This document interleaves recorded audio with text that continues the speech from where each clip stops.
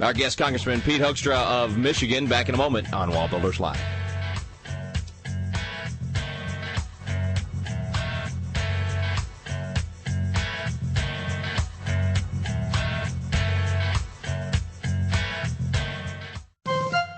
This is David Barton with another moment from America's history.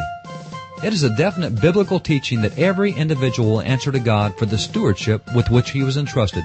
Previous generations therefore realized that not only would each of us answer to God for how we handled our life and our family and our possessions, but also for how we handled our country. Consequently, voting was considered an act for which we were directly accountable to God. As Samuel Adams explained, let each citizen remember at the moment he is offering his vote that he is executing one of the most solemn trusts in human society for which he is accountable to God and his country. He should then appeal to his conscience that he has not trifled with that sacred trust. Voting is a serious responsibility for which Christians will answer to God. Therefore, make sure that you vote and vote biblically in the upcoming elections. For more information on God's hand in American history, contact Wallbuilders at 1-800-8-REBUILD. Let the torch of freedom burn.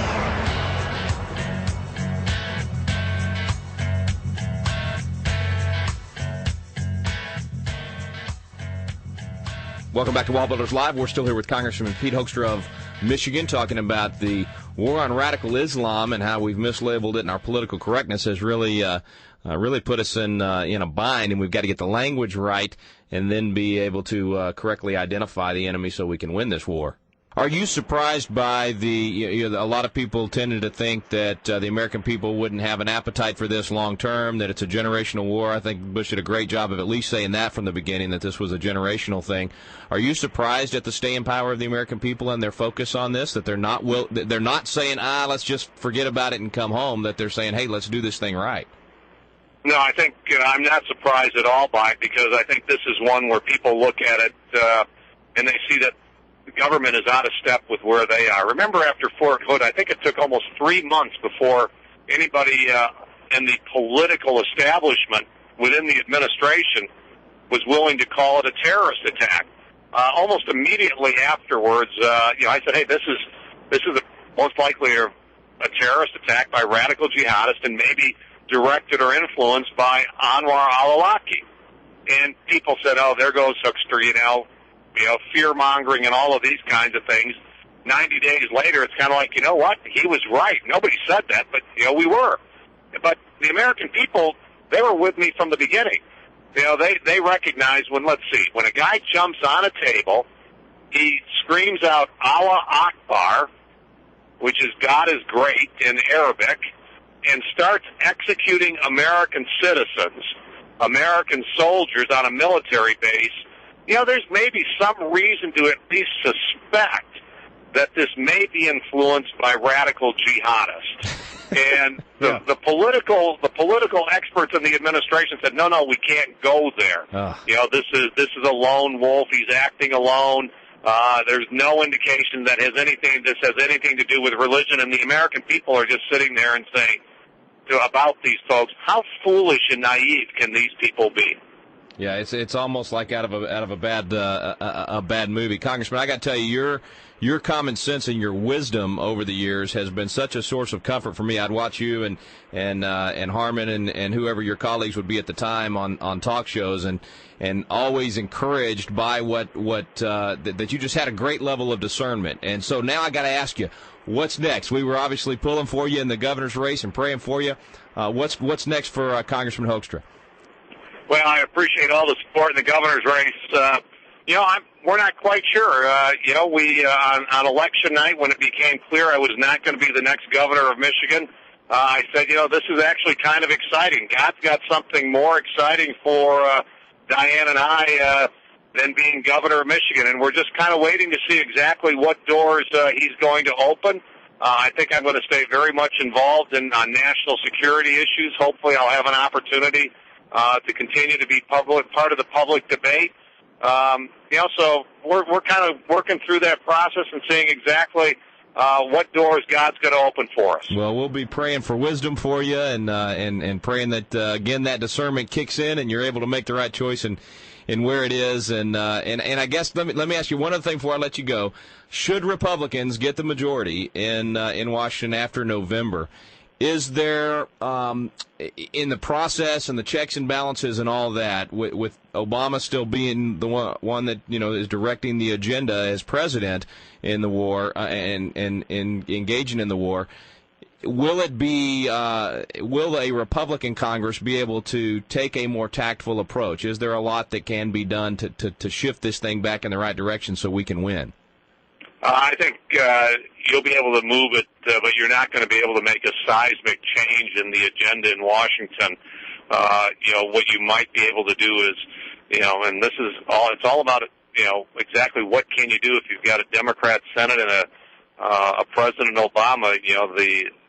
We will be able to shift the debate, shift what gets done, but it's then really going to be set up for what will be a seismic battle in 2012 to take this country back. This is really the first skirmish, the first fight in doing that, and taking back this government and putting it back and moving in the right direction. But it's a start.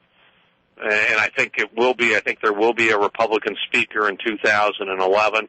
But there's a tremendous amount of work that needs to be done. People are going to have to be engaged. People are going to have to hold Republicans accountable to make sure that they stay true to the vision of the American people, and then set the framework for 2012. So it's got to be a long-term approach. We got to be looking at this as more than one election and say, hey, price of freedom's eternal vigilance. We need to be there every election cycle. But certainly to turn this thing around is going to take at least the 2 elections, and maybe even more than that, to really see that change, which you as a student of history know that first war on terror was 32 years and 7 years of armed conflict. It wasn't overnight, and in the same way, we got to have that same approach, I think, in long term. And we need vigilance between elections. Yeah, absolutely. So, and you guys do it. You do a great job, and you're doing a wonderful job in educating the American people on our roots and our heritage and what that means, for current America and for the future of this country. Well, thanks for all that you do. We'll be praying for you and determining what's next chapter for you. But thanks for your incredible service to our country. We are very, very blessed to have had you in Congress, and just appreciate your time to come on the show and share with us today. And keep speaking out so we can get informed about these things. All right. Hey, great. Thank you. Have a great day. All right. You as well. That's Congressman Pete Hoekstra of Michigan. We'll be back in a moment with David Barton.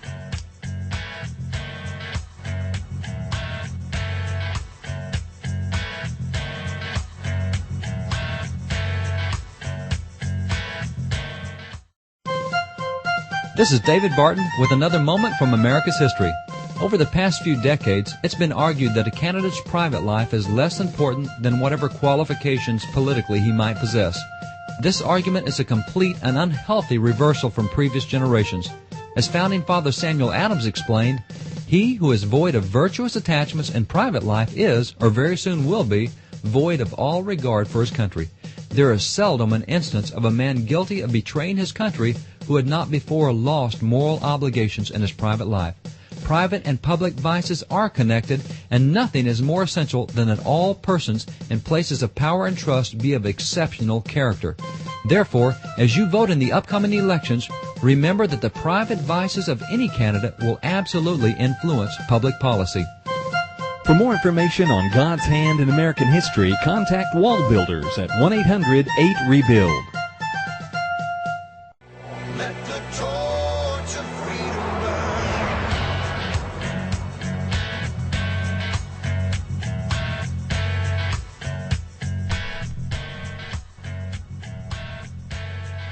Thanks for staying with us. We're back on Wallbuilders Live, back here with David again. And David, Congressman Hoekstra, I'm gonna miss having him on that. I tell you what, the nation is gonna miss having him there. I could be wrong. I think Michigan's gonna miss having him there because he would have brought so much sense to them. It's an interesting thing. I love what he said. He said, if you don't understand the threat, you can't contain it, you can't confront it, and you can't defeat it.